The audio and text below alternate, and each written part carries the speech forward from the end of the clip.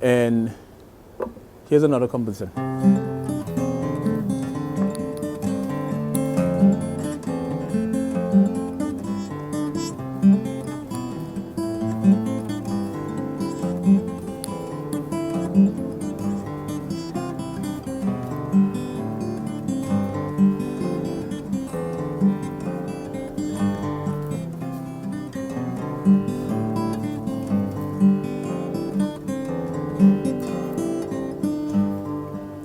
So that's composing. In art, you also have composing. Composing is the creating of the piece, you know, and that germinating that to fruition. One example is how you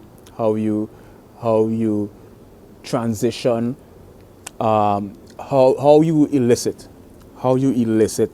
a three-dimensional objects on a two-dimensional surface is a fascinating phenomenon.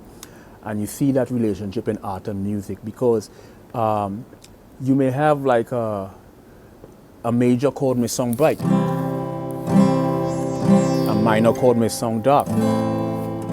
So a major chord has a bright sound.